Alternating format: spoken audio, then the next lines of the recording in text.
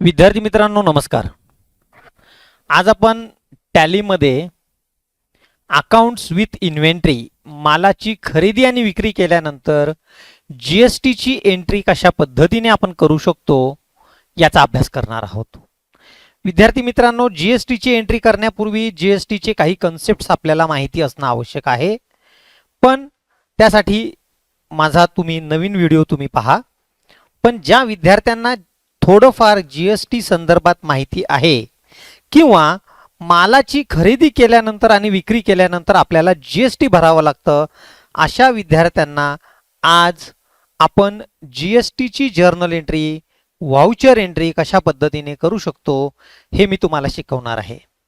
विद्यार्थी मित्रांनो, जर तुम्ही माझा इन्व्हेंटरीचा एक्झाम्पल पाहिला असेल, व्हिडिओ पाहिला असेल, ज्यामध्ये आपण मोबाईलचं उदाहरण घेतलं होतं, तेच एक्झाम्पल आपण या ठिकाणी पाहूया.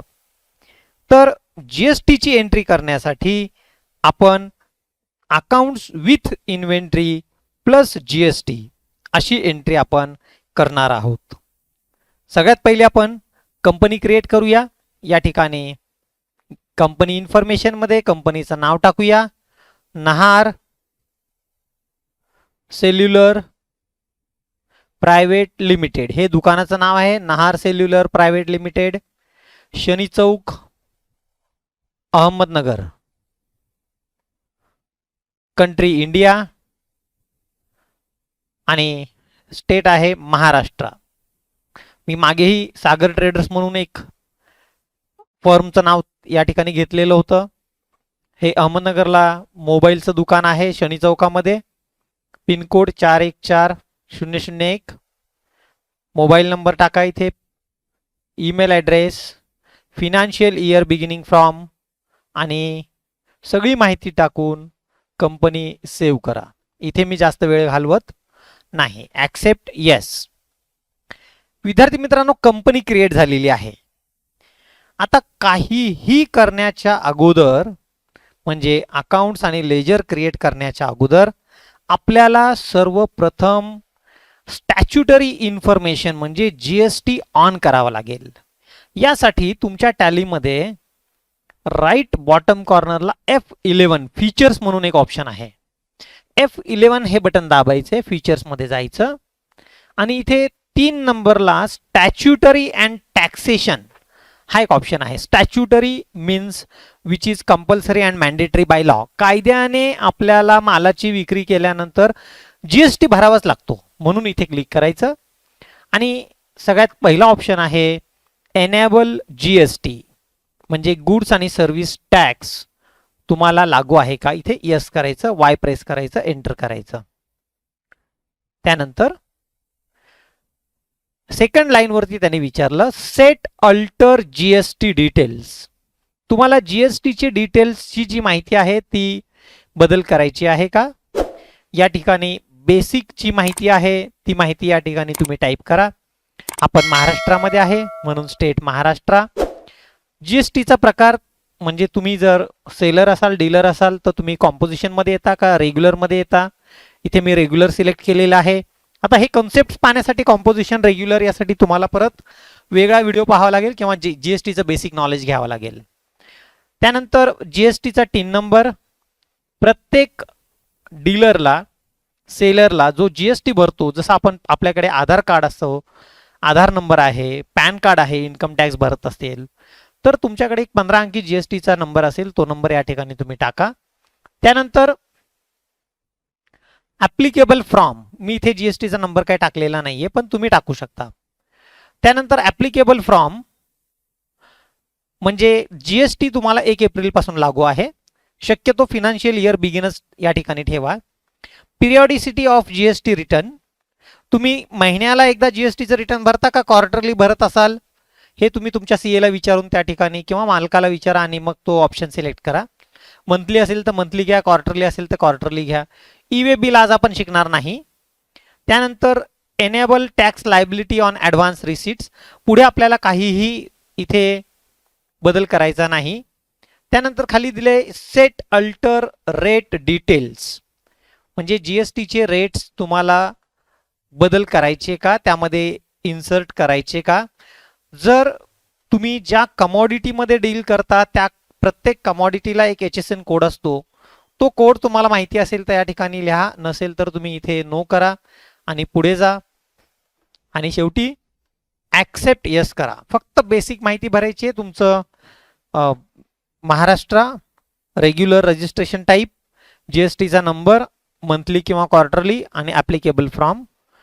ॲक्सेप्ट यस करा. हे सगळं झाल्यानंतर शेवटी एंटर एंटर एंटर करायचं आणि ही माहिती सेव्ह करायची. म्हणजे GSTचं जो मेनू आहे तो आपण ॲक्टिवेट केलेला आहे. कुठे गेलो होतो आपण? F11 मध्ये. आणि त्या ठिकाणी फीचर्समध्ये इथे स्टॅच्युटरी फीचर्स, इथे आपण GSTची माहिती आपण सेव्ह केलेली आहे, एंटर केलेला आहे. एस्केप करा, बाहेर या. त्यानंतर इन्व्हेंटरी इन्फॉर्मेशन मध्ये आणि अकाउंट इन्फॉर्मेशन मध्ये आपल्याला अकाउंट्स आणि लेजर अकाउंट्स तयार करावे लागणार आहेत. अकाउंट इन्फॉर्मेशन मध्ये आपल्याला 3 अकाउंट्स तयार करायचे आहेत. एक म्हणजे परचेसेस, सेल्स. इथे लिहूया आपण परचेस अकाउंट. परचेस अकाउंटसाठी ग्रुप येईल आपल्याला purchase account. Inventory values are affected, yes. Not applicable, type of ledger इथे नॉट ॲप्लिकेबल करा. स्टॅच्युटरी इन्फॉर्मेशन, आता GST ॲप्लिकेबल आहे का? येस प्रेस करायचंय. त्यानंतर लिहिलंय त्यांनी set alter GST details purchase account. आता परचेसचे आपण 2 अकाउंट, परचेस आणि एक सेल्स अकाउंट असं आपण तयार करणार आहे. सेट अल्टर GST डिटेल्स, इथे यस प्रेस केलं तर पुन्हा तुम्हाला आयटमची नावं आणि HSN कोड इत्यादी माहिती तुम्हाला या ठिकाणी भरावी लागेल. इथे डिस्क्रिप्शन तुम्ही टाकू शकता. तुम्ही कुणाकडून माल खरेदी करताय ते लिहायचंय आणि त्यानंतर इथे तुम्हाला GST टॅक्सेबल असेल तर टॅक्सेबल असं लिहायचं. आणि इथं टाईप ऑफ टॅक्स, एकूण आपण 18% मालावरती खरेदी टॅक्स देत आहे आणि विकल्यानंतरही आपण 18% आपण कलेक्ट करणार आहे. हे गुड्सवर आहे का सर्व्हिसवरती आहे? आपण मोबाईल विकतो म्हणून या ठिकाणी गुड्स हा ऑप्शन घ्यायचा आहे. Enter enter enter. जसं परचेस अकाउंट तयार केलं त्याच पद्धतीने आपल्याला सेल्स अकाउंट तयार करायचं आहे. सेल्सला ग्रुप घ्यायचा आहे sales. Inventory values are affected, yes. GST applicable, applicable म्हणायचं इथे. परत set alter GST detail, yes करायचंय. इथे टोटल टॅक्स लिहायचा आहे तुम्हाला 18%. हे आपण सेल्स करतोय म्हणून इथे लिहायचंय sales taxable. Nature of transaction sales taxable 18%. Enter. Goods वरती आपण टॅक्स भरतोय. विद्यार्थी मित्रांनो, 2 लेजर अकाउंट्स आपण तयार केलेले आहेत. पहिला अकाउंट तयार केला सेल्स आणि दुसरा अकाउंट तयार केलेला आहे परचेसेस.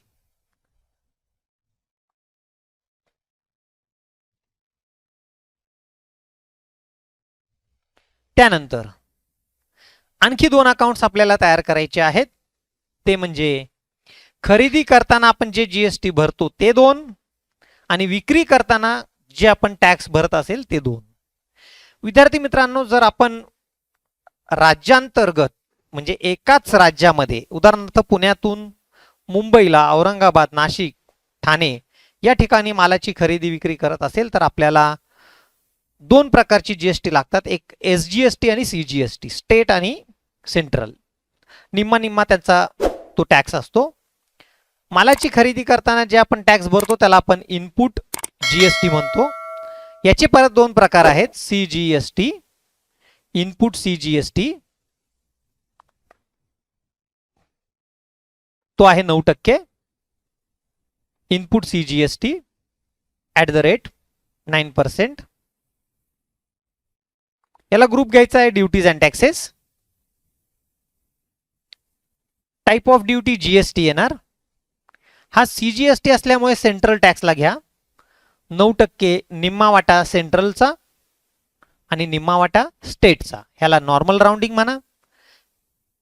राऊंडिंगची लिमिट त्यांनी सांगितलेली आहे, म्हणजे ज्यावेळेस 40 रुपये 55 पैसे अमाऊंट येईल त्यावेळेस तो ॲटोमॅटिकली 50 पैशाच्या पुढे तो 41 रुपयामध्ये कन्वर्ट करतो आणि 40 रुपये 30 पैसे असेल तर तो 30 पैसे सोडून देतो. त्याला राऊंडिंग म्हणतो आपण त्याला.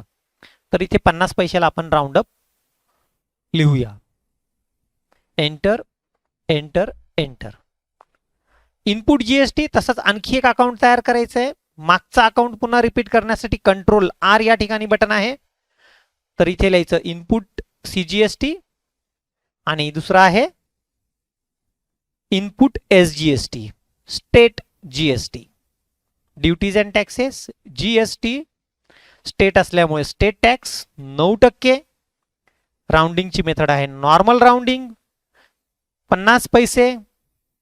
Enter enter enter. जसं इनपुट जीएसटी तयार केलं तसंच आपल्याला आउटपुट म्हणजे मालाच्या विक्रीवरती जो आपण टॅक्स भरतो त्याला आपण आउटपुट जीएसटी म्हणायचं. त्याचे दोन प्रकार आहेत.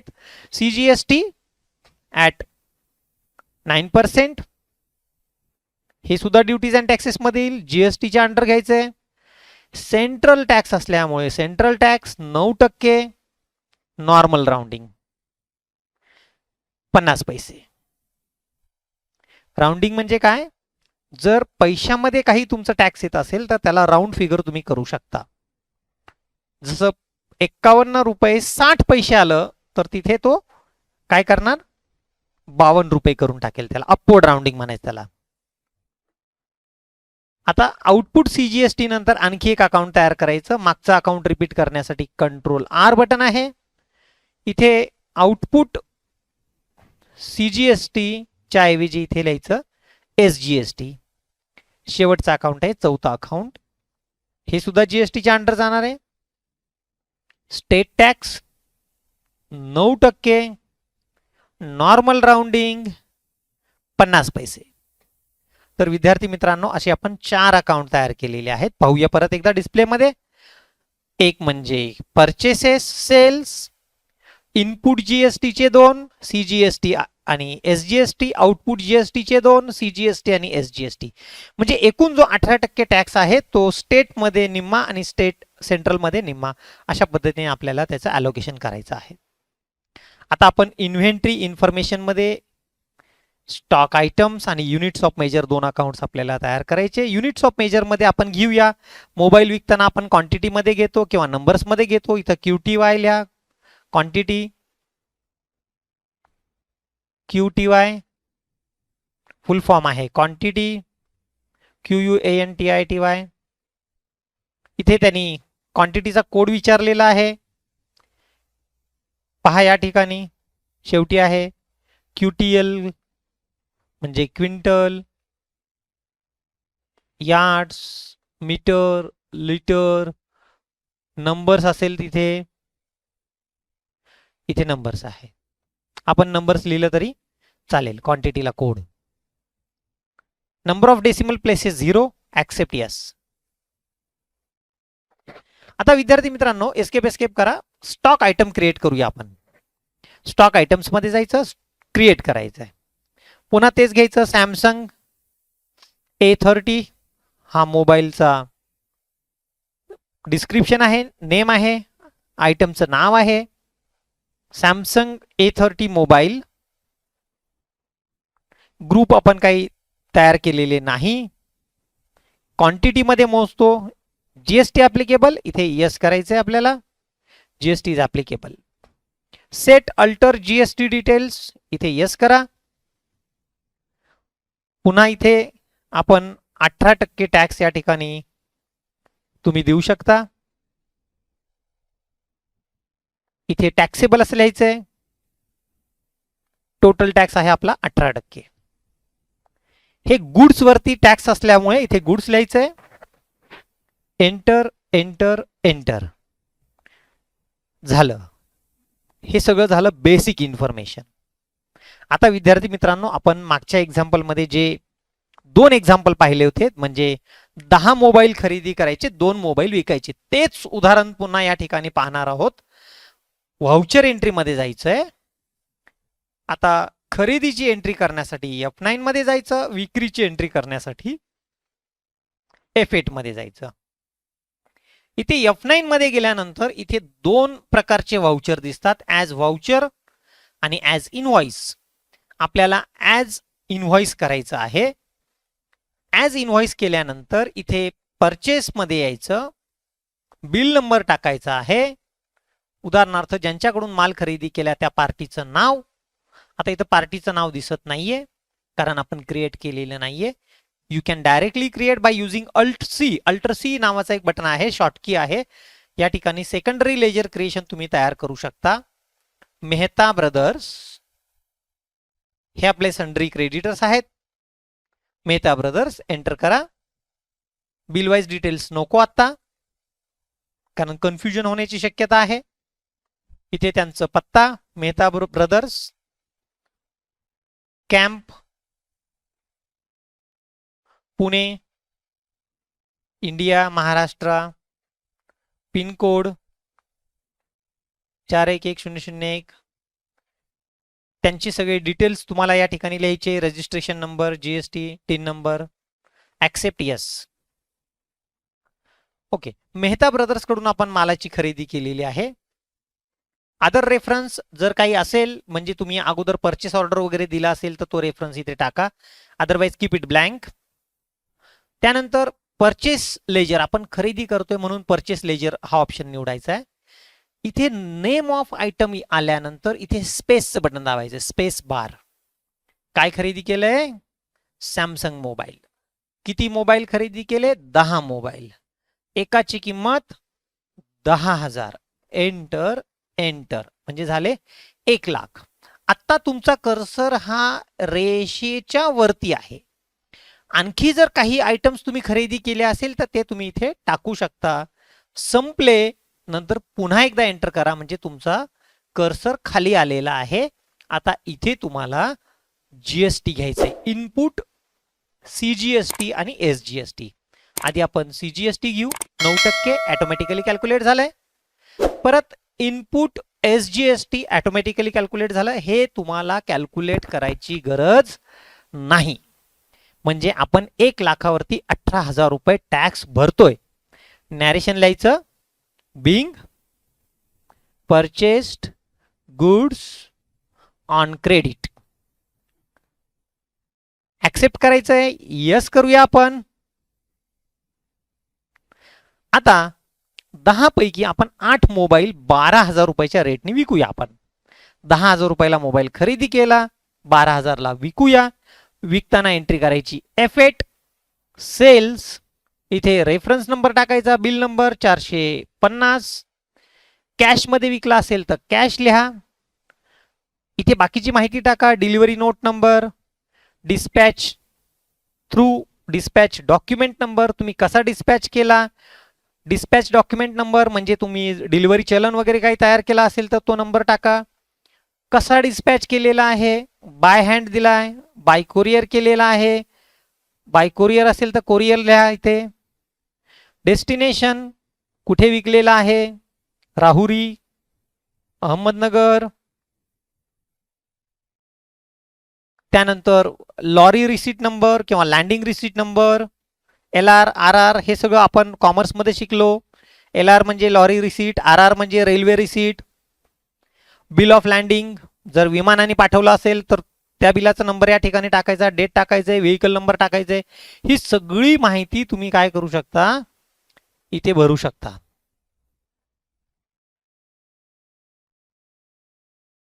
त्यानंतर आपण यापूर्वी आपल्याला ऑर्डर मिळाली होती का, ऑर्डर नंबर. त्यानंतर mode of payment, terms of payment, 100% advance किंवा 2 मंथ्स क्रेडिट, काहीही तुम्ही लिहू शकता. टर्म्स ऑफ डिलिव्हरी, तुम्हाला डोर डिलिव्हरी, होम डिलिव्हरी पाहिजे का, ती माहिती या ठिकाणी लिहा. बायरचा ॲड्रेस टाका, नाव टाका. बायरचं नाव काय आहे, mister Kisan Nagare, Ahmednagar, Rahuri, near market yard, Ahmednagar, district Ahmednagar. ही सगळी माहिती टाकल्यानंतर एंटर एंटर एंटर करायचं आहे आणि सेल्स लेजर निवडायचं आहे. आता आपण मोबाईल विकलेले आहेत. सॅमसंगचा मोबाईल निवडा. 8 मोबाईल विकले 12,000 रुपयाला. 12×8 = 96. पुन्हा तुमचा कर्सर हा रेषेच्या वरती आहे. विद्यार्थी मित्रांनो, कर्सरकडे लक्ष द्या. इथे पुन्हा जर तुम्ही स्पेस दाबलं तर तुम्हाला काय येणार? सॅमसंग. म्हणजे आणखी माल विकला असेल तर तुम्ही घ्या, नाहीतर एंड लिस्ट म्हणा. एंड लिस्ट म्हटल्यानंतर तुमचे स्टॉक आयटम संपलेले आहेत. आता तुम्हाला अकाउंट्स घ्यायचे आहेत, ledgers. Output GST. Output CGST 9% आणि इनपुट सीजीएसटी 9%. आपण काय करूया, इथे 8च्या ठिकाणी 10चे 10 मोबाईल विकले असं दाखवूया, जेणेकरून तुम्हाला टॅक्स लायबिलिटी डायरेक्टली लक्षात येईल. 12,000वरती 9%, 1,20,000, त्याच्यावर 9%, 12,900, 12,900. नॅरेशनला is being sold goods by cash. आता विद्यार्थी मित्रांनो, आपण मालाची खरेदी करताना पेजअप करून तुम्ही पाठीमागे जाऊ शकता. आपण इनपुट जीएसटी 18,000 रुपयाचा टॅक्स ऑलरेडी भरलेला आहे आणि मालाची विक्री करताना आपण टॅक्स किती कलेक्ट केला? 10,800 गुणिले 10,000 अधिक 10,800 म्हणजे 10 20,000 ते 1,600 म्हणजे 21,600. आपण भरला किती? 18,000. कलेक्ट किती केला? 21,600. आपल्याला कॅल्क्युलेटर हवा असेल तर इथं आपण काय करू शकतो? कंट्रोल एन, कॅल्क्युलेटर ओपन करू शकतो. Control एनचं button दाबायचं. 21,600 वजा 18,000चा टॅक्स आपण ऑलरेडी भरलेला आहे. म्हणजे आता आपल्याला 3,600 जीएसटी पे करायचा आहे. एस्केप करा, एस्केप करा, पुन्हा एस्केप करा. गेटवे ऑफ टॅली मध्ये या. इथे बॅलन्स शीट मध्ये या. गेटवे ऑफ टॅली मध्ये इथे डिटेल्स मध्ये बॅलन्स शीट पहा. राईट टॉप कॉर्नरला F1 पहा. या ठिकाणी तुम्हाला ड्युटीज अँड टॅक्सेस मध्ये जीएसटी पेएबल किती दिसतंय? 3,600. म्हणजे एंटर करायचंय. पहा, या ठिकाणी आपण जीएसटी कलेक्ट केलेली होती, त्यानंतर जीएसटी आपण पे केलेला आहे. तर दोघांची वजाबाकी करून इथे 3,600 आपलं जीएसटी पेएबल आलेलं आहे. विद्यार्थी मित्रांनो, बेसिक जीएसटीचे एंट्रीज खूप सोपे आहेत, परंतु तुम्ही जेवढं डीप त्यामध्ये अभ्यास करणार तेवढे तुम्हाला जीएसटीचे कन्सेप्ट्स बारीक बारीक शिकावे लागतील, अभ्यास करावा लागेल. तुम्ही याच पद्धतीने अभ्यास करत असाल, व्हिडिओ पाहत असाल तर आपण लवकरच ॲडव्हान्स टॅलीचा कोर्स या ठिकाणी आपण लॉन्च करूया. आजचा व्हिडिओ तुम्हाला कसा वाटला मला कळवा. तुम्हाला जीएसटीचे रिपोर्ट्स जर हवे असतील तर तुम्ही डिस्प्लेमध्ये इथे स्टॅच्युटरी रिपोर्ट्स आहेत. या स्टॅच्युटरी रिपोर्टमधून जीएसटीचे रिपोर्ट्स तुम्ही डायरेक्टली प्रिंट काढू शकता. इथे आपण माल खरेदी केला होता, त्याच्यावरचा टॅक्स किती आहे याची सर्व माहिती तुम्हाला GSTR1 मध्ये, GSTR2 मध्ये ही सगळी माहिती तुम्हाला या ठिकाणी मिळू शकेल. विद्यार्थी मित्रांनो, आजचा व्हिडिओ तुम्हाला कसा वाटला मला अवश्य कळवा. आज टॅली ट्रेनिंगचा आपला 15वा दिवस आहे. तर विद्यार्थी मित्रांनो, लवकरच मी तुमच्यासाठी छोटीशी परीक्षा, कारण मागील 15 दिवसात आपण काय शिकलो हे जोपर्यंत आपण परीक्षा घेत नाही तोपर्यंत तुम्हालाही कळणार नाही. आणि परीक्षा घेतल्यानंतर तुम्हाला पुन्हा एकदा व्हिडिओ पाहून तुम्हाला प्रॅक्टिस करता येईल. त्यासाठी आपण लवकरच छोटी परीक्षा घेणार आहे. तोपर्यंत तुम्हा सर्वांना माझ्याकडून शुभेच्छा. धन्यवाद.